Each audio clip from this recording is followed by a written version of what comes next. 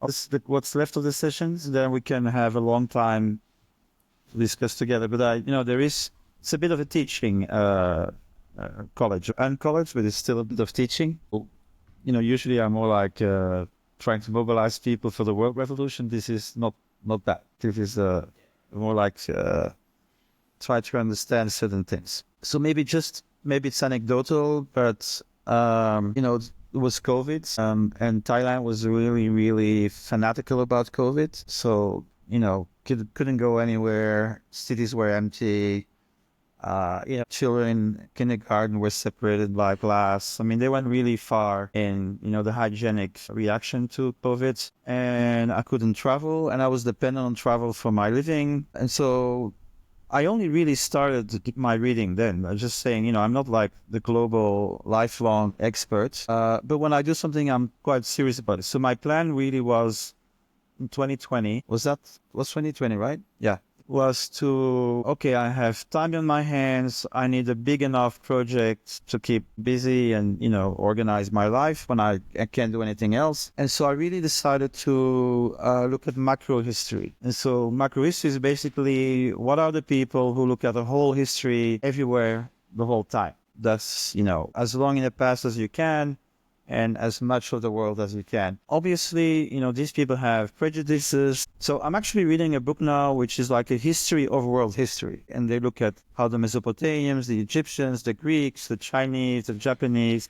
how did they look at world history? But most of what we know at world history today is pretty Western. And so my talk is going to reflect mostly Western authors. And in a way, our project that we have with Dev and Sam to do more Asian is kind of like, okay, we need to balance this with, some different points of view, right? And I actually personally believe that East-West is maybe the wrong way to look at it, because the West was the East until the 16th century. If you actually look at the differences between East and West, you will see that a lot of the ideas that we now think are Eastern ideas were the ideas that, Western Christianity had before the 16th century. There was like an underlying kind of Neoplatonic understanding that all the way from Italy all the way to Japan, with some like really commonalities in the way people saw the world. It's only after that like the bifurcation happened, right? That, you can say, well, Chinese are different, but you got Marxism, you got the nation state, you got capitalism. So certain things are different, but there's also really a huge amount of like planetarization on both sides, where, you can't really say that you're fully different, because in a way you also went through the ringer, of this relative Westernization. And of course, the opposite is also true. A lot of ideas that Europeans have,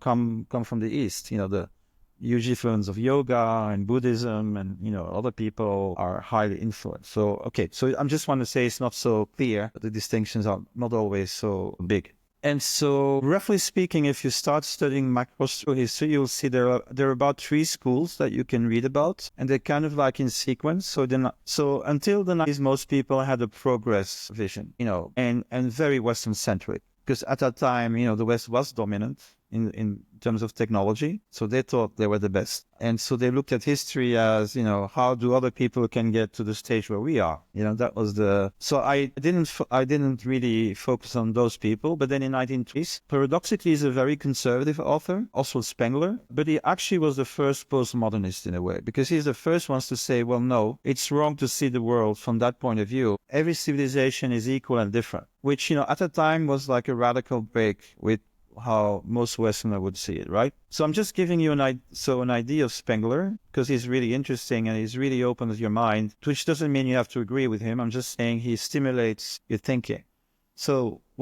And you will see it's kind of a preparation to talk about cycles. So what Spengler does is he really looks at civilization as an organism. It's alive. It's something that's born, that matures, that eventually declines and that dies. And he gives us about 1,000 years. And once he also believes that there is actually not that much interconnection between civilizations. I mean, that's very debatable as an idea, but he's very strong on that.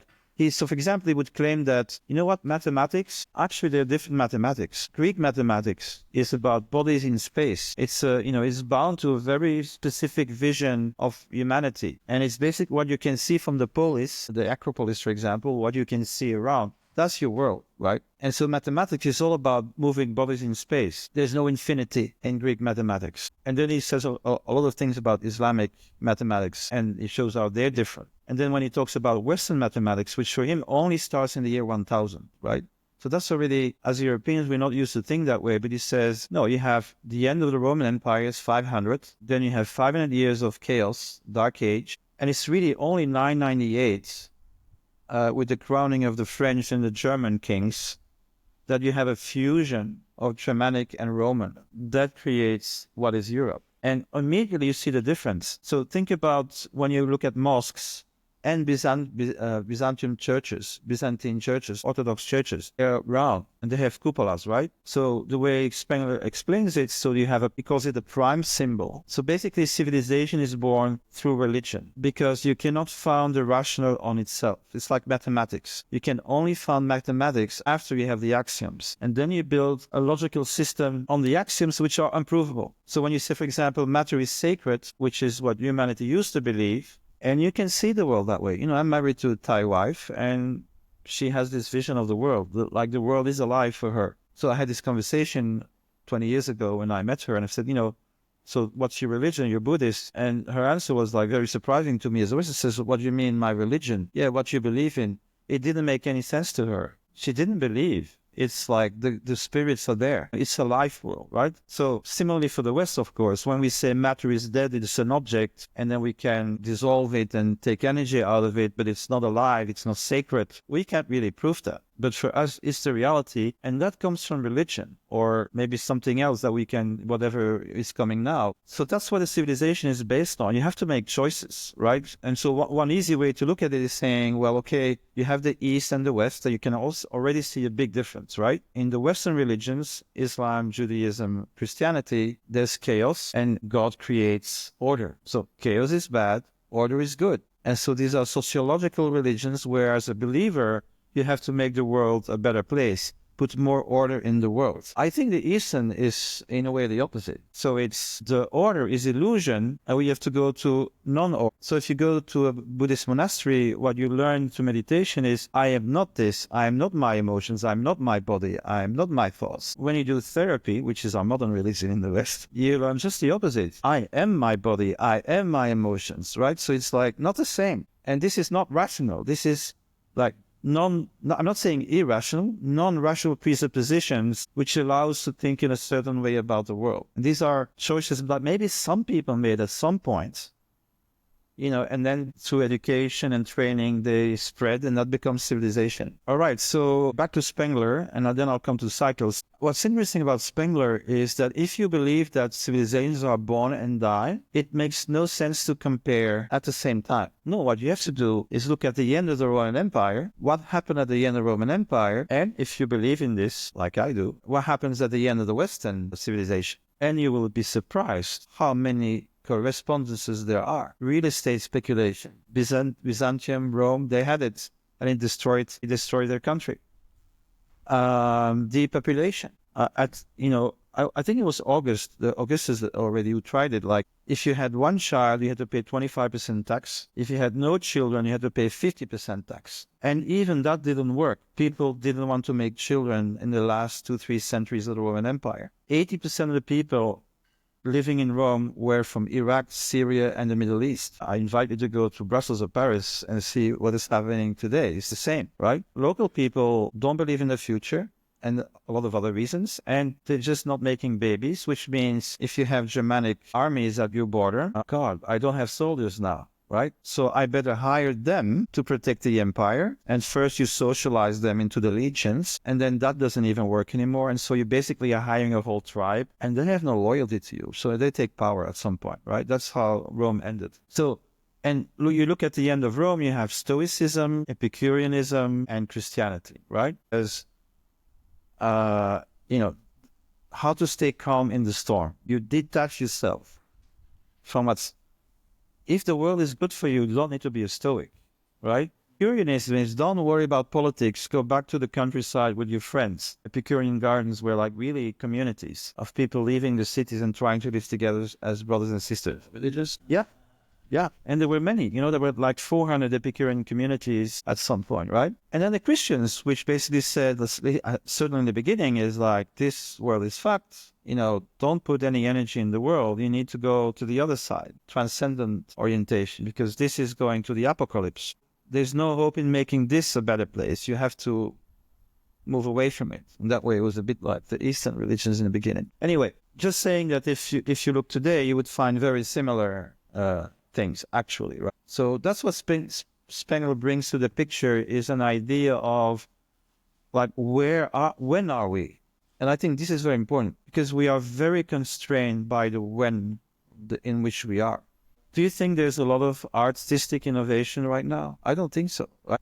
So why is that? Because we are in a specific time when we are just copying what happened before. Everybody's copying everybody and remixing. But there's very, very little innovation. That's typical for a certain time period. You can be the best artist in the world. It's not going to work for you. You're going to, and that's what time does. So it's a determinant, right? Now, I want to say also a bit about transcendence, why this is important. So the thing is, so if you live in a upward period of a cycle, you're going to be optimistic. You're going to think this is forever. So that's progress ideology. It's very bound to a particular period in time. In the 19th century, everybody in the Western world believed in progress. I think in China it's probably still the case, right? So you have I just read these incredible statistics where if you ask French people, what do you think about capitalism? 70% say it sucks. And then you go to communist China and you have Chinese, what do you think about capitalism? And 90% say it's great. Yeah. Anyway, and so that's time. Is because, in development times, China is kind of like 20 years behind in a way, so, in the cycle. But maybe in 20 years, and you can already see the changes, it might not be like that. So time does something. And of course, in the beginning, certainly Spengler would say you have different times in different civilizations. We could argue post-Spengler that as we are planetarizing, we are synchronizing more and more the different time periods, right? So the differences are not as stark as they used to be because there's this kind of world market. So I think Spengler is interesting. There's a lot you can critique about him, but he's very stimulating in having a different vision of the work. And so, I'm not going to give you everybody because then I need 2 days or 3 days. But Toynbee, a few weeks. Toynbee is interesting. That's a 12-volume study of history. I read the 2-volume abridgment. There is Carol Quigley. And actually, that's 1 volume. That's great. You should read that one. It's called The Evolution of Civilization. It's great. It gives like a 7-stage model of how civilizations evolve. I think it's very convincing. Arnold Toynbee, The Study of History. You have Pitrim Sorokin, which I'm reading right now. And that's 4 volumes called Value, Cultural and Social Dynamics. And he's all about oscillation and bifurcation. I think that's worth maybe spending 2 minutes on because it's very important in terms of understanding what the cycle does. So he distinguishes sensate civilizations from ideate civilizations. So sometimes in history, you have societies which only believe in matter, the senses, empiricism, science, and the only truth that you can know is verifiable material truth. Other societies in other times totally reject this. Like, no, there's nothing interesting. So they become ascetic, ideate. You turn inwards, like the Buddhists and the Taoists, and etc., etc. So you look at China, you can actually, it's not like one civilization, a succession of periods where you have ideate periods, sensate periods, sometimes integrative periods, very rare, but they do exist, like 5th century BC Greece and 12th century Europe, where both of them are somehow coexisting for like about a century in harmony with each other. Those are my preferred periods, by the way, but they're rare. But most of the time it's reactive to each other. So you have an emergent phase of sensate, like maybe, 14th, 15th century Europe, for example, where people are shifting from ideate, believing in the divine and living in monasteries and, not doing a lot of trade to, cities and becoming rich in the city and trading and starting to do science, right? That's a shift. But then at the end of the Roman Empire, it's just the opposite. You have a declining, corrupted state, hedonistic. What you get in response, ascetic Christianity. You'll find that in China and Japan, that these periods exist in other societies. So for him, it's like every 300 years, there's this shift. So think about, let's say, the Reformation period in Europe. By the time the monks were fat, corrupt, and you're a German merchant and say, why do we have to pay taxes to the Vatican? And send all that money to the south of Europe. So then you get a reaction. Anti-monastic, the Lutherans close the monasteries, take the land away from the church, chase the monks away from the monasteries, and it's all bullshit. Religion is bullshit. So Sorokin is very good at, he's very empirical about this, actually, right? So he looks at the number of books in each period and who's talking about, are there sensate books or ideate books? And then he can actually show these cycles. Okay, so maybe a few words about time itself. Okay, I'm not a professional anthropologist, so I'm just going to venture here with the hypothesis that native indigenous people living in tribal arrangements don't have a strong sense of time as something that moves forward. They look at their ancestors and they have rituals which reinstantiate like a permanent time. And it's generally believed that Zoroaster is the first one to actually think and develop a religious system where it actually says, no, the sons of the father and the daughters of the mother can create novelty in the world. That didn't really exist before. The Persians. Yeah, they is supposed to be the first time that was formulated that history is going forward. But it also ends, right? It's an apocalyptic time. So the Jews take that over and then the Christians take that over. So Augustine, it's still, so you have this, okay, I forgot, in between you have the cyclic vision, right? The Indian vision, right? You have the 4 ages, the perfect age and the less perfect. So 4 stools, 3 stools, 2 stools. So the Brahmins rule, that's really great. They're wise people. Then the military take over, that's not so good. Then the merchants, and then lo and behold, the low classes, the proletarians take power, and that's the end of civilization. And then you restart, right? That's kind of a summary of the Indian vision. So it's a permanent cyclic decline. So that is different in Zoroastrianism and the Abrahamic religions. There is time, but it ends. And the first who changed that was a Christian monk, and I think 1200, Joachim de Fiore. And what he did is he collapsed transcendent into immanence.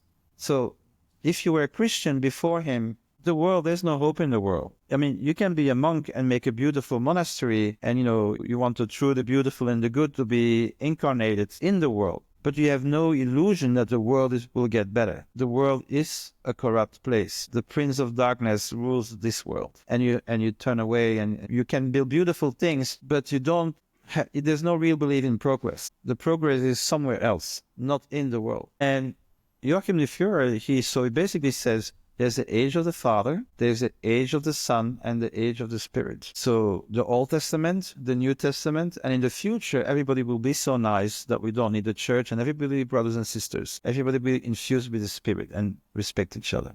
You can see that that's really the birth of progress, the idea of progress, that we can make the world a better place. Not now, but given time, there's a third age coming. And so there's a guy called Eric Voegelin, so he called that the immanentization of the Eschaton. The liberation is now in time. And why is that important?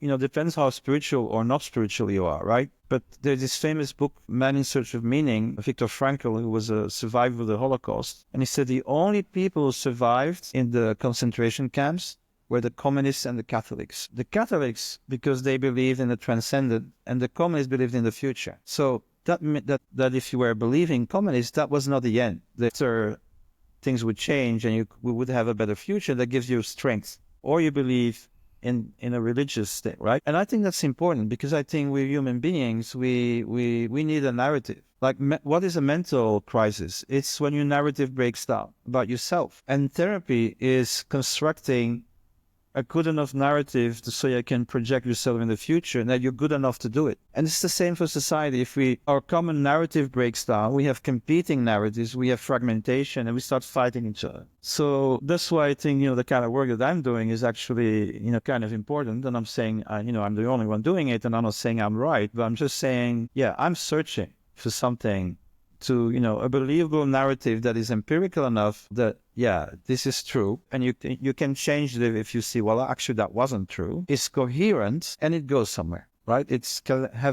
Has an emancipatory potential. If you go this way, you have hope that you can go somewhere, as opposed to the world is fucked, climate change is going to destroy us all. Like, wow, okay, bye-bye. This is not going to go, it might be true, but it's not going to be doing you a lot of good in terms of, like psychological health. So this is a paradox, right? That might be better to be wrong and believe in something and mobilize your energy and maybe you'll do something good actually, than not believe in anything, become cynical and not being able to project your energy. And basically you wait for the moment that you die. It's a bit stark, but I think that is a real thing. So, okay, back to time. So progress thinking, right? The future is going to be better. So in a way, I would argue that religion has been replaced at some point with modernity after the 16th century, when we stopped believing in the West, with secular messianic movements, right? The Reformation was the first one.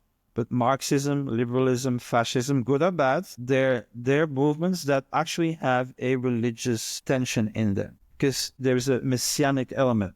And I'm actually not even saying that's bad. I actually come to the conclusion, for me, that's a good thing, as long as it's conscious. So I think what we have to fear is unconscious messianic movements that are not aware that they are a religion. For example, that's what I think about transhumanism. We can discuss this. I think Web3 is a bit better because, but yeah. But in a way, I was going to say, actually, I think Web3, now that we no longer believe in the states, is also a community of faith. We all believe in decentralization. It's very diverse, just like, in the beginning of Christianity, there were thousands of different ways to interpret it. It's only when it becomes an imperial church that you want to have, one orthodox. So we're not there yet. But basically, I discovered this when I went to Montenegro, the first Zuzalu. I was quite skeptical still, I had all my critiques about Bitcoin and different things. And then I sat on a table and there was a climate denier, a collapsist, and an impact investor. And they were just talking to each other. I thought, wow, I haven't seen this in 5 years, where, they don't try to kill each other.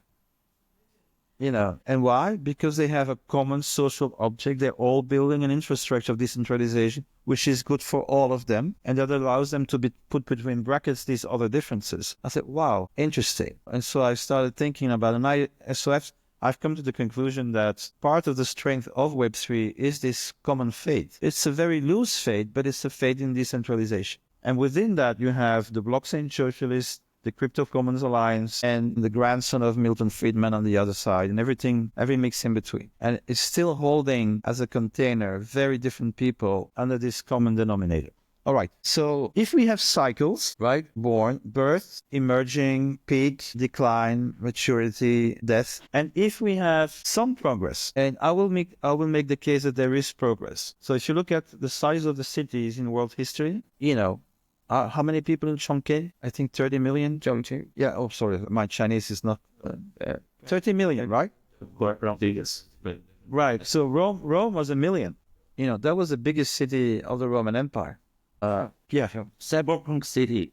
Yeah, with the pre-released on the TikTok. Yeah. But, that's amazing. I mean, and so you look at that, you can see there is growth, right? So there's a thesis called Central Civilization Thesis, which is, yes, individual civilizations born and die, but civilization itself has never died. It just moved around. And so there's always been, this is anti-Spengler, of course, there's been a slow accumulation of knowledge, technological capacity, city size. And so what you get when you put a cycle and progress together, you get a spiral, right? So, and a spiral goes like this. So you have up and down, but it never goes down lower than the level of the previous cycle. So I think this is a realistic vision of very broad, the dynamics of human history. And what happens in between cycles? Chaotic bifurcations. So this is why the progress narrative doesn't work, because every cycle reacts to the failure of the previous cycle. So Christian ascetics react to the corruption of Roman hedonism. Reformation reacts to the corruption of the ascetic church. And so it's like parents and children, right? So I'm sure, okay, let's say you all have reasonable parents. Some of us haven't had that. But there will always be something you say, oh, I don't want to do that with my children, right? So every parent, to a large degree, educates the children in reaction to their own parents. So that's a bifurcation. And it's never fully rational, because you're reacting, and so we're thinking, then the other way must be the right one. That's what societies do. The other way must be the right one. Because at the end of a cycle, nothing works from the previous way of thinking. We lose complete confidence in the institutions that we have today. They don't work anymore. So for sure, we have to find something else. And that will first emerge and actually solve problems, and then it will create new problems, right? And then increasing is not able to solve these new problems, start declining, and then some other people say, no, that's not good. So that's very important, the chaotic bifurcation. So this is not a progress story, right? It's a story of models reacting. So you have oscillations. Each cycle is different from the previous cycle because it reacts to the previous cycle. So maybe I'm ready now to give you some idea of what those cycles are. And okay, maybe I should very shortly say something about the role of the commons. So I believe that within a civilizational cycles, you have extractive institutions, markets and states. They compete with each other and they always overuse their local resources. That's part of why they decline. And then there's the commons, which is the self-organization of local communities to stay alive, basically, and preserve resource over the long term. And so what you see is when you're in an up cycle, civilization does well, the commons go down. When you're a down cycle, welfare system breaks down. People need to find new forms of solidarity. They recreate the commons. And in dark ages, when you have no markets and states, like between the 5th and the 10th century in Europe, the commons institutions become hegemonic. So dark ages are where the monastics come into play. The mutualistic forms of organization, and they basically heal the land. And you can measure this, the pollen count, for example. There's a book, World Ecological Degradation, from Sing Chu in Singapore, 3 volumes. Volume 2 is the recurring dark ages. And there's progress there too, because every dark age has been bigger than the previous one. Right? So as civilization grows in scale, the dark age grows in scale. So that means that if we have a dark age coming, it'll be planetary this time. There'll be pockets. And some people have done calculations about, what will happen if fossil fuel becomes unavailable. Yeah, we're so interdependent and, anyway, so, okay, what kind of cycles do we know about? And I'll go from short to long. So one is commonly known as the Kondrativ cycle. So the Kondrativ cycle, a Russian statistician, I think, from 1920s, 90s, he ended up badly in the Gulag. And he was the first one to notice a 50, 60-year cycle on the economy, which can trace back at least to the Song Dynasty in China. But some people think it's actually older than that. But it's a market cycle, basically. And so the way to see the Kondrativ cycle is you have a new managerial system, a new energy, maybe a new way to deal with the land. And, it starts sticking together. You get high growth. So after 25, 30 years, you have a peak crisis. Why? Because when it's high growth, it's good for labor. So higher wages, welfare reforms. You need to mobilize workers. And if you don't do it, they don't come, basically. But that affects the profit rates of business. So after 30 years, there's a supply crisis. 1973, energy crisis, inflation, and the methods that worked, like the Keynesian methods that worked, don't seem to work. So you have a counter-revolution, a financialization, a shift from labor to capital, and then you get like the neoliberal period. This is not the first time it happened. So we had it 1873. So at the end of the neoliberal period, which is good for capital, but is not good for everybody else, ends up with a demand crisis. So there's no money. Some people get very rich, but the people don't have money. So you have the people are in debt, state is in debt, the corporations are in debt. And nobody can buy anything, and everything collapses. 1873, 1929, 2008. So this is an economic cycle, and so that means political economy means reform, economic reform. So right now it would be like, okay, well, how do we deal with AI? We don't know really yet, right? How do we deal with biotechnology? How do we deal with all these? Can we recreate an economy around it or not? And sometimes it doesn't work very well. Then you have these long periods of chaos. So after 1873, for example, I'm not sure when, but there was a huge banking crisis and we didn't get out of it, and we had World War I. So you have the cycle, but it's not mechanical. Sometimes something happens, it doesn't work. You have a longer period of chaos in between. So it's there, but it's subject to human agency, right? Okay. The second cycle you might know about has been in the news quite a bit. It's a famous book, The Fourth Turning, and that's a civic cycle. It's about 100 years. So it's like it has two cognitive cycles within it. So what happens is you have a big crisis and you get out of that crisis and you create new civic institutions. So after World War II, Bretton Woods system, United Nations, new multilateralism, the welfare state, right? It's an institutional setup. First generation, 1950s, everybody's happy. The war is over. I'm a GI. I can go to the university with the money of the state. There's an employment money. We can do rock and roll, stuff like that, right? So, but the children, there's a second turning. They are already questioning it. So the second turning is 1968. You get a generation, the children of that first generation start questioning. It's like a spiritual crisis. Is that really all there is? I had that with my parents. My parents were very poor, and because of that, they were very materialistic. And my mother would say things like, happiness is when the fridge is full. And I was 16 and I was like revolted. What do you mean? Happiness is when the fridge is hot. Can you think like that? I didn't understand where that came from because, my parents were actually hungry in World War II. So, you can understand if you're hungry, then food, yeah, I'm happy that I have food and I can feed my children. I'm very happy just because of that, right? But for me, even though I was poor, I always had food. So I was revolted, like spiritually revolted. So, and that happened on a mass scale, right? So then the third turning is when the growing insatisfaction and the old system, so the insatisfaction goes up, the ruling system goes down, and you get the 1990s, right? The first wave of discontent, PC culture, and all of these things, right? And the fourth turning is where we are now, is when the ruling order starts disintegrating. But the new is not there yet, right? So this is leading to a big civic crisis. So the difference between 1 and 2, and so this is important, like every cycle has its agenda, as it were, right? So if you want to solve the cognitive cycle, that's going to be like, how do we deal with AI and not create mass unemployment? But if we deal with the civic cycle is nobody believes in politics anymore and our democracy is declining. So what do we do with our democracy? It's different issues. And so every cycle is like, it has an agenda in a way, right? And so my argument is that why are things so serious now? Because we have a concatenation of cycles all going down at the same time. Not just one, but many. So that's why I have to talk about civilization cycle, because if Spengler is correct, then the Western model is at its end, right? But don't start laughing too much if you're Chinese, because you're part of it. It's not like it's just in the West. It's the planetary civilization that is actually in decline, right? Which isn't to say that, there could be a new model coming from China, but this is affecting the world system right now. We've planetarized since the 16th century gradually, right? So one thing that might be interesting about the civilization cycle is that you can divide it in two. So here's what Spengler says, and I think it's quite interesting. So a civilization starts with a conquering people and a conquered people. So tribal custom doesn't work. So somehow, you need legitimacy and you need to accept the new elite. And the new elite has to do enough for you so that you don't revolt all the time.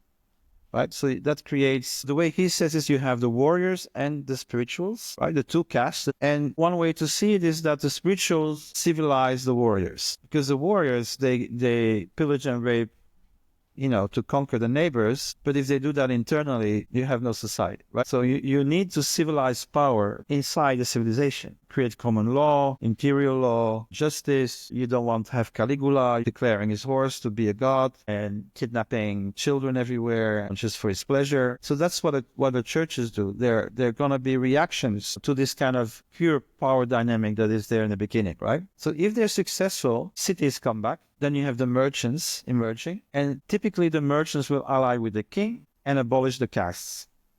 So then you get something new. And then the cities get bigger, you get a fourth caste, proletarians, and in order to keep them happy, you need democracy. And that lasts about 200 years and you're done. Then it breaks down and you have a new cycle. Okay, so that would be four levels. But you can also say, if you look at it, first, cities. A civilization is not an empire immediately. Like you have the polis, right? The Greek cities. That's Greek civilization. Then they start fighting each other. They exhaust each other. And then Alexander comes in. So that's typical of the first 500 years of a civilization. Spain calls it the culture period, because that's when the culture is built up. But then Alexander comes in and then the Romans, in this particular case, but you can see that in China and everywhere. And, they create an empire. An empire is actually not innovative. It takes all the elements of the culture of the cities and it reproduces them on a large scale. So now you have the merchants, engineers, and the soldiers are in charge. They mechanically reproduce the Roman system, the Chinese system. So 500 years of decentralization, 500 years of centralization. That's an important dynamic over very long periods of time. Right? So now we're at the end of a 500-year centralization dynamic because the nation state is the Western way of empire. We never had a real empire like in China, but we created a nation state and it's our form of empire, colonialism, right? So it's different, but it's the same as well. Right? It's somehow a version of empire and that is ending, right? So at the end of an empire, everybody wants to be decentralized again. So we are that kind of shift as well. You can feel it. Nobody believes in centralization. Of course, don't be mistaken. The people in power, they're going to try to centralize more because they feel as you lose legitimacy, you become more authoritarian because that's the only way to keep order. So I used to be on the left and to my absolute horror, I have no friends on the left who don't want to censor everybody.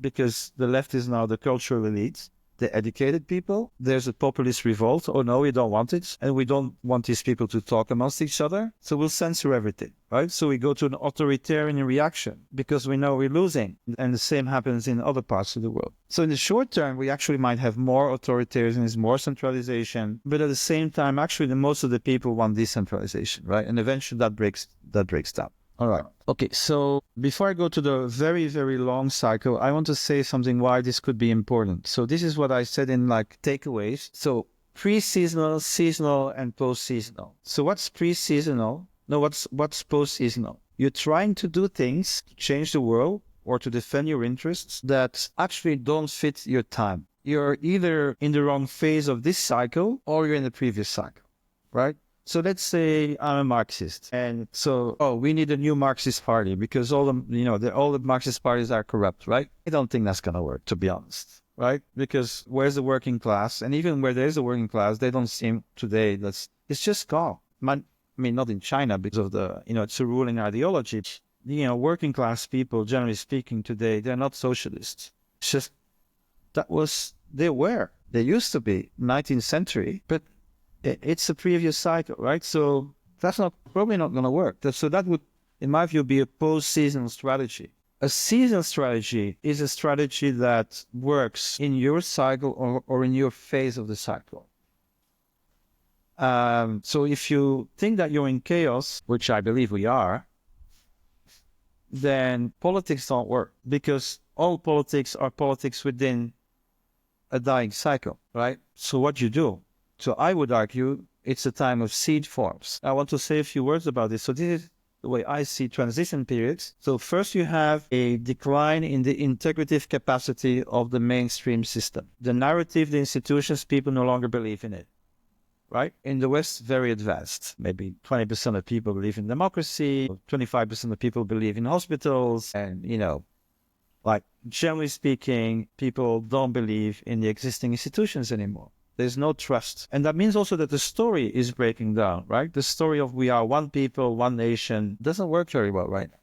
So what you get then is fragmentation. Bizarrely, maybe very logically, fragmentation leads to polarization. Because if you're alone or in a small group, you're looking like, who's going to defend me? Who's going to give me more strength? So if you're, let's say, white working class in America, you're going to look up to Trump because he wants to restore the nation state that was good for us. If you're a nowhere, cultural left, you don't really have any roots, really.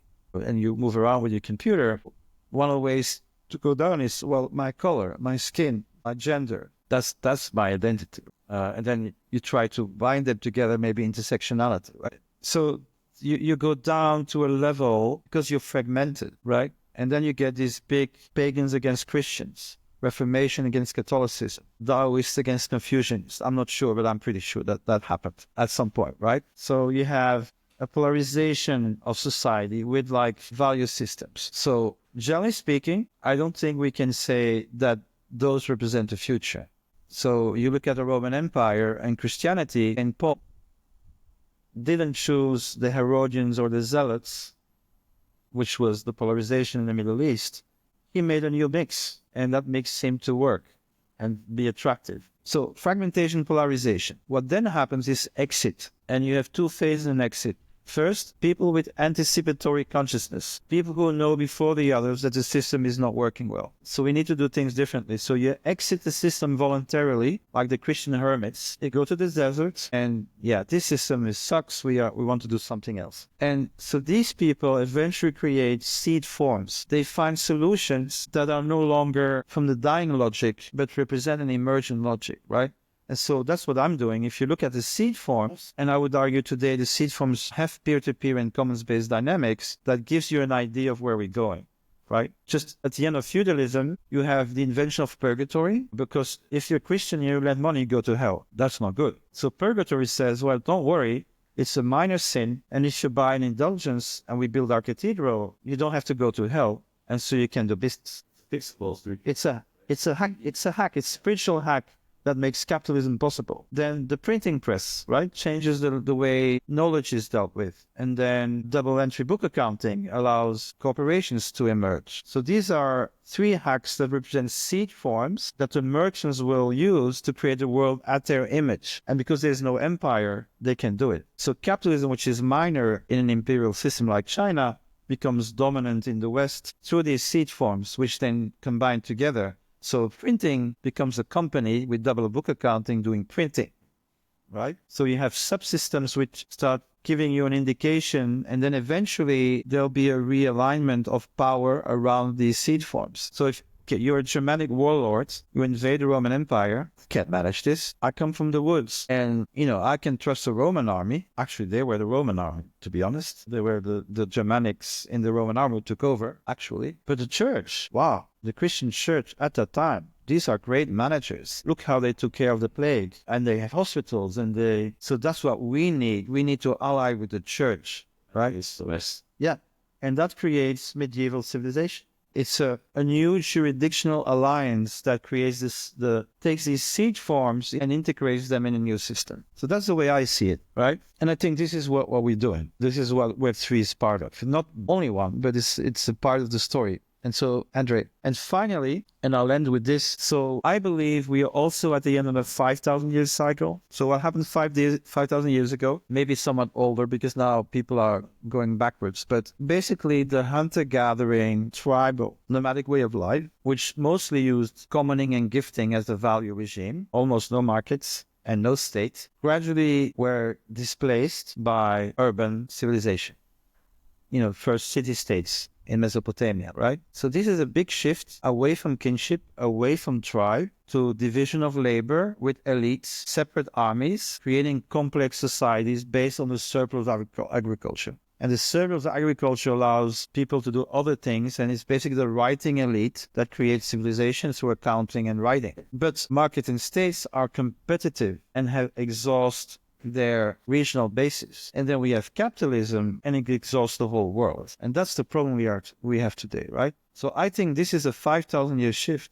It's the civilization model itself which is at stake. Because civilization is about, first it's this religious choice that you make. It's about over-exploiting your land. It's about mastering nature. So there's things that are civilizational. And I would argue today we end up with two core periphery empires, the Chinese and its allies and the West and its allies, right? And they're competing as empires to control the world, but they're both exploitative and extractive, and they're both contributing to the exhaustion of the planet. And so I think that makes the civilization model ready for something different. And technology is important because technology is what allows you to manage complexity. So the way I see it is you have matter and energy organized in a certain way, hunter-gathering, agriculture, industry, cognitive, and it's bound by a technology that allows to manage that complexity in a certain way, right? So market and states, basically it's capital state nation. That's the system we had for 400 years after Westphalia. And I think peer-to-peer coordination to organize networks with commons is actually the new integration. So a lot more peer-to-peer integration one-to-one in open ecosystems. We still need markets for certain things. We still need territorial management for certain things, but we are actually building meta containers now, right? Like you think about the DAO, if it works, rarely does, but if it works, is a system which can accept market dynamics, public authorities, NGOs, and permissionless contributions in open ecosystem. All four ways of coordinating can work together at a higher level. So if you do public goods, you're taxing yourself as a network, and you're solving collective action problems, and you really are building state functions, right? Without a state, but the functionally equivalent to what we needed a state for. If you do open source and you're coordinating your work without necessarily getting paid for it, you're using social coordination mechanisms. And in a way, we are scaling, gifting, and commoning again. And I believe the commons need to be the regulatory institution. We're losing trust in the state to regulate the market because we have a transnational finance and no nation state is strong enough, some exceptions. And so that's, I think, the issue that we are playing with. And then my thinking is then we need to upgrade and scale up commons institutions so that they can actually protect the global, right? Because nation states are not responsible for the global. So cosmo-localism, which I think is the post-civilizational model, is a way, ideally, you combine differentialism and universalism. So you relocalize a lot of activity because for ecological reasons and all kinds of reasons, but you keep the global layer to share knowledge, share cooperative protocols, build strong technology so that you can scale up the local. But it's not global neoliberalism either, and it's not socialist world state. It's a third way. So I think that's where we are. And just to finish, Web3 is those people who work on global coordination systems. They already coordinate labor and finance, but they're totally still parasitical in terms of the actual physical production. And I would suggest that is the next step. We need to connect the capacity, the cosmic capacity of Web3 with local resilience. And that's the seed form that may lead to something new. Thank you. Okay. I'm sure there's people who have questions, but I'm going to use my power as moderator. I wonder if you could share a little bit on new epistemological ways of knowing and how this syncs in with cycles. Like, how do our ways of knowing and how do we comprehend information? How do we understand the world? How does that change over cycles? Because like in medicine, for instance, you had ways of knowing before that were, body might change over the last 500 years, and perhaps now we move to something different. How does that epistemological ways of knowing change? Yeah. So I don't know if we can do this, but so I try to think in terms of integration, right? So transcend and include. So every time you shift to bifurcation from one system to the other, the question becomes, what should we keep and what should we change? And you can do that in very different ways. So I'm from a Catholic tradition. I'll try a bit to defend it and Buddhism is the same actually. So let's say Tibetan Buddhism, right? You go to a valley and they're worshipping all kinds of nature deities, right? So what do? The way I understand it is they actually negotiated in some way and said, well, if you worship the Buddha, we'll recognize your nature deities and integrate it in the pantheon, right? So in that case, that's a really good case of integration. You don't have to repress the earlier, you can take it up.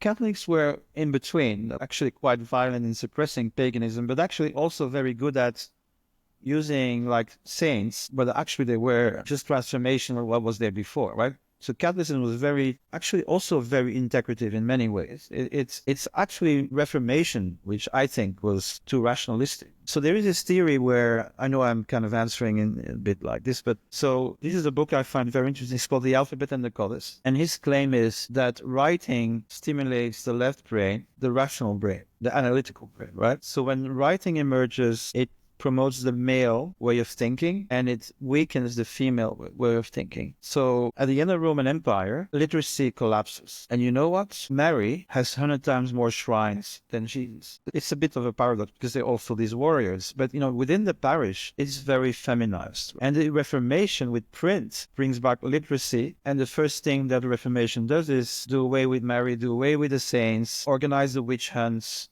it kind of masculinizes Western society. So to respond to you, I think the West has been very radical in this bifurcation away from integration, reductionism, dualism, to the point where, it's completely exhausted the world. But I wouldn't idealize, let's say, the Chinese either, because a lot of that has been integrated all over the world. So it's not just Western people thinking that way. But within the traditions, the Chinese tradition, the Western tradition, we can go back to traditions that were more integrative. So that's why I think we shouldn't reject the past and past tradition, but we can study them, rework them, adapt them, and find some new kind of integration.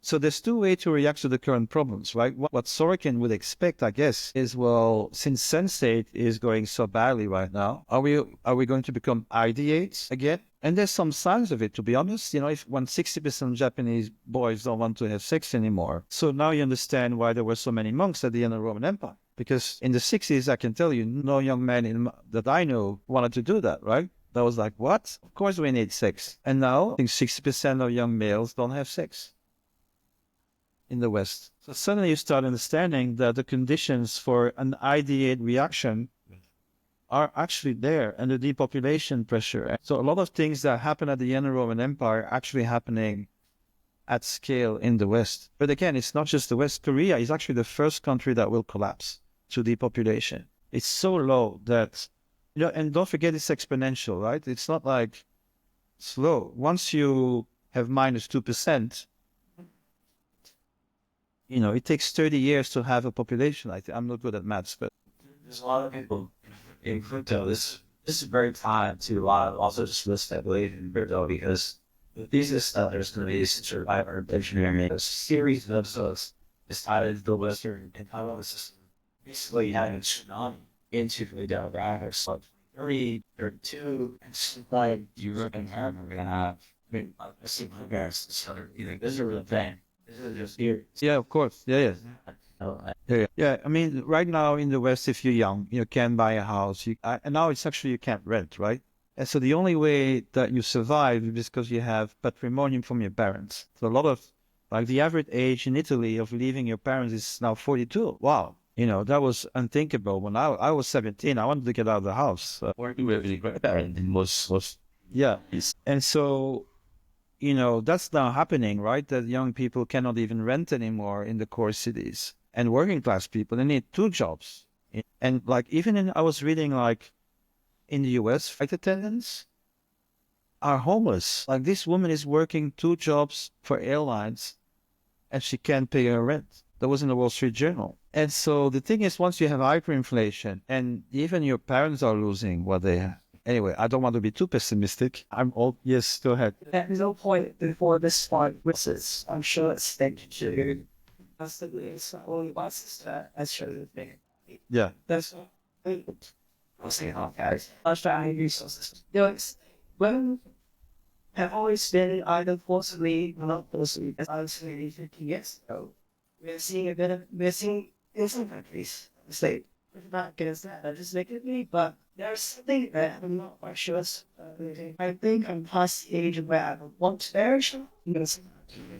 Based on that, for those who do want to do that, I'm not sure. Whether the best I can actually make these choices, I think this has laughter. Yeah, but there's some statistics, for example, if you ask women, that actually 70% of women say they want children. But then, so it's not just that, it's also what are the conditions in which you can have children, right? And it's not just, so the thing what's happening is that even really good pro-female natalist policies in France and Switzerland and Sweden, no longer working either. And I think that's because of the general sense of panic. It's when I bring in child in this world is becoming a real thing for young people that are 20 and 30. I hear them talking about this, rent is too high, children are expensive, is the economy getting better? Not really. So there's so many issues on top of the normal thing, which is actually, so once you have educated women, you see that it starts going down, but it's a slow thing. And right now it's accelerating the level of people that, as you say, one out of 8. I have 4 children and I'm starting to think none of them will have children. And I was so happy to have 4 children. It's too difficult. My daughter, she's 35. She's a legal advisor. She's just finished her notary exams. And the prices to rent like a 12 square meter apartment in Paris costs her 1,200 euros. How can you even think about having a child? So now she's happy. She's moving to a 24 square meters apartment. So here's the thing. Here's my prediction. Basically, liberal people will die out, and conservative communities will replace us. So liberal communities will die out because we don't make children. We don't want children. We want a career. And we'll die out.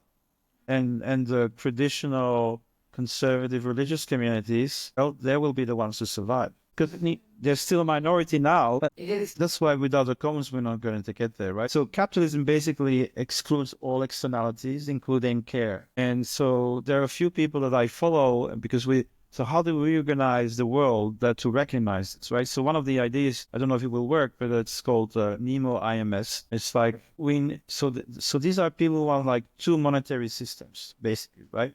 So there's extraction. We need food, we need some mining. Even if we go down, we need certain things from nature.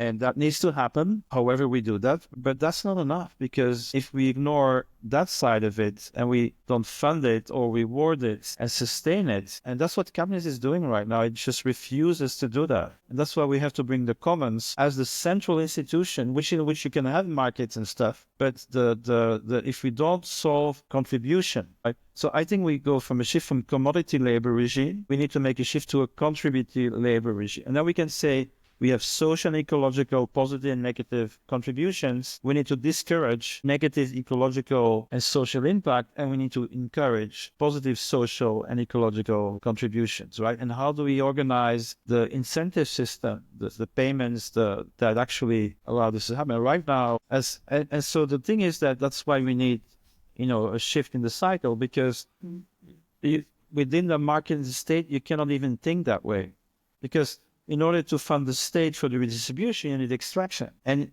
there's no direct mechanism within our system to say, no, we need to fund regeneration directly, not after extracting, right? So we need pre-distribution, not just redistribution. And all these things have to change. And you can talk to any politician on the left and the right. They don't understand it. Like, there's no language even to discuss that with them. It seems like they all have very rulist. All this is like in this word, Right. like how we need that transition from how people to be more inclusive and so that we can and they collect the best of what people love and this you said more they go for the share. So I think we have to do it in small groups at this stage, in seed forms, right? Both physically, so productive communities that actually create resilient ways of life, collective purchasing, organic foods, eco-villages, cooperative housing, shared transport. So that's one thing. But we also need to create space to think. And it's very hard to do now. There's so many things you can't say or you get excluded. And so what happens so this is called invisible colleges. And there's a book called Education and Time Between Worlds, right? So I belong to an organization with the Danish Machtenberger, if you're familiar with him, and Civilization Research Institute. And, we talk about training new Jedis, both male and female, by the way. So they're funding a campus in Nashville, North Carolina. It will be private because you can't do it openly. So Erasmus, familiar with Erasmus, the great humanist, was very popular. But once the Reformation broke out, he was a traitor. The Catholics thought he was too close to the Reformation, and the Reformation thought he was a Catholic. So people who want to bridge, they actually fall between the cracks in terms of polarization, right? And so the only thing you can do is create protective enclaves where you can talk. Where you can think, because if you can't talk, you can't think. And so this is what invisible colleges are about. And of course, in the 16th century, there were the Masons, the Rosicrucians. Those were the people doing that, creating vehicles that could contain diversity within the Civil War. Yeah, sorry, go ahead. That's all I'm to do and realize is that there's thanks for everybody. Well, so, in terms of strategy, I'll just say that for 2 minutes. So I have 3 rules. So first of all, slaves never win. historically. So the peasant revolts in Middle Ages, the slave revolts in Rome. They don't win. When they do win, sometimes very exceptionally, they end up reproducing a different elitist system, like the Bolsheviks create the managerial class in Russia, right? And the Mamluks, they're slaves and they create a slave system. So historically, utopian taking power, it doesn't have a very good record. But also, you cannot rule without legitimacy, right? So if you disdain your own people, and I think that's what's happening now in the West, is there's a social racism of the elite. And so you have to think in terms of jurisdictional alliances. So what alliance between the top, the middle, and the bottom can create a regenerative alliance rather than a degradative alliance? Right now, I don't know, because I think that both factions of the ruling class, the Clintons and the Trumps, I don't find any of them attractive. I find them, there's issues on both sides. It's very hard to get funding in that polarized system. But I'm just saying is that, this world that's so various careers, like that, who are on the silence while the big heads. Yeah. So I'll give you an example. Peter Buffett, and I don't know why he's doing this, but in the North upstate New York, he's spending a massive amount of ecological projects, right? It's Ghent, New York, and collective housing, eco-villages. And I think so there's a faction within the very rich people that fully realizes that this is not going the right direction. So one option is buying a mountain, buying an island, Zuckerberg, 20 floors under the ground, and you have a militia to defend you. That's an option. I don't think that's very clever. Because you're one guy and your security guards are 100 and they have the guns. Yeah. At some point, if there's no civilization. So if you're clever, you're rich and clever, right? So the Moynihan brothers, which I met, they're buying funding eco-villages in New Zealand. That's a much clever strategy because they live there. So they're respected and people are grateful that they provide the land, right? So that's a much better strategy. So you don't have to be uncritical towards them, but realistically speaking, for the moment, because also the mass movement is imploded, right? So I come from the labor movement. We paid dues, right? And then with the dues, we paid people. So we had this whole, we called it Gramsci, organic intellectuals, right? Because intellectuals always work for power because they need the money, right? But for a short while in history, the labor movement was capable of creating a layer of middle-class people that were at the service of the working class. It's gone. It's very hard to do now. People don't pay dues. So we have to find other ways. I don't know what these ways are, but... Actually, though, we can ask many which kind of people in nature is that because that's also over Renaissance was in this when we didn't take it quite enough is what's the motivation message change Right. and something like English or something there's some masters maybe inspired when you mentioned the changing time of censor and ideal that in China we saw it in and yang. Yeah. Right. And we all know the yin and yang, right? So the left side of yin there's a little bit of yang. Yeah. Yeah, there's a little bit yin. So they're constantly changing and it makes the balance. I would say China is actually integrative in a way, right? So if chaos and order, East and West, and China always try to combine both. And there's also interesting about China, if you look at, this is Confucianism, right? If you ask people, what would make you happy? The answers are the closest to Confucianism. Seriously. Like, I want a family, I want to be able to raise my children in a safe environment. And so in a way, in a kind of pragmatic way, Confucianism is very close to what people need for a happy life, pragmatically speaking. It's not a high spirituality. It's really like a social kind of wisdom, right? It's always part of the whole system. And this kind of the change after the industrial revolution, that wisdom to have this idea of separation. That's and the nature. So we could say them as resource. Some maybe the capital is higher than the so we don't need to see them as There were resource, human resource management, right? So this kind of separation creates a lot of stuff, which we're actually operating the current system that now. That means we probably don't see ourselves as a whole, like not see our being as in this everything. And with that, no one predict what kind of system we can build in the future, because right now we're still in the mindset of separation. But if we can try to transfer our mindset to that direction, then a bunch of new stuff will come. New timelines. A little bit with this that system, that's Steve by me. I like also like some trainings, some reason this, but also like a few analysis of data really from this today. So we covered a lot of stuff, right? We can summarize it as though he belong itself, and we're offering an idea of where we should be part of history, as we just heard. We're seeing actually is the experiments that Michel has just described, right? Like he can create the source space where you can move along what I was hearing was about this. This found ways to get this out of the Which never happened before. We have a dozen, 12 pop-up villages in one place, and the intensity of collaborative learning, of culture creation, I think is historic, to be honest. I haven't seen that anywhere else. This is like yesterday. big something. We recorded a session co-hosted by one of the government bodies with like about actually agencies, civil enterprises, and half religious, all these villages that. So it's actually quite interesting with that. Like we were asking about the invisible college name, right? So yesterday, one of the guys presented was from Invisible Garden. The name Invisible Garden was from Infinite and Infinite Garden, which is one of the philosophy of like infinite game and kind of finance growing back and moving forward. So like I'm not the Infinite Garden to harvest all of it and extract it, but I'm able to grow and to give and flourish to all of us, right? If I'm storing wealth in my micro village, storing wealth not in my bank account, but in those surrounding, right? And that's the philosophy of that. And I think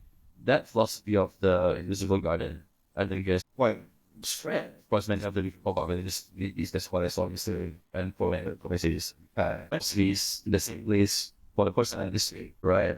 We actually are the devices of the digi-cnx, Digital Humanities College, which is invisible college. That's where, right? The idea of the college is again a conference, and one of them was a session. One of the motivations was we realized that Michel, who has great side and college facilities as well, this turbine questions that involve across different movements in Syria, and all these other things are asking some of the research that like Michel and many others studied.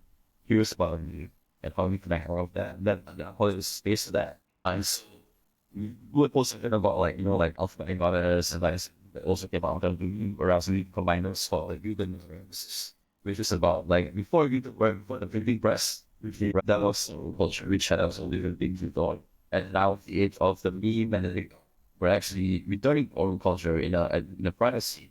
Right? Maybe that could be a fun. But extend your episode here with the next few days, few weeks, all that. What's something you heard today or a question you want to put in?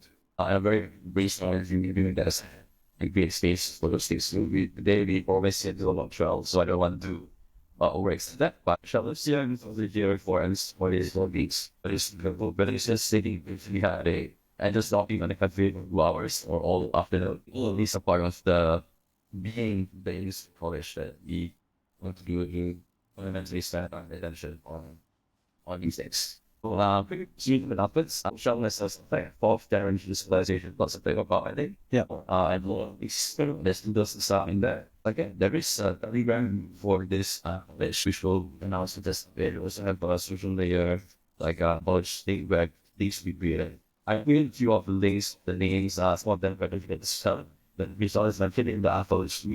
We found only that focus journey. We had a big session last weekend, talking about issues for exile leaders in Myanmar.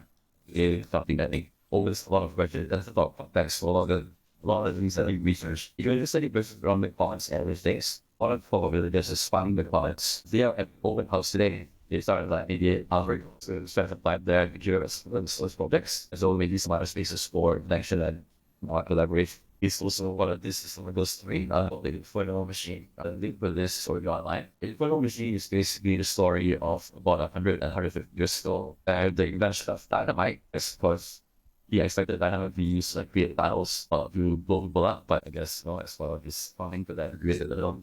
The invention of dynamite coinciding with the rise of the anarchists.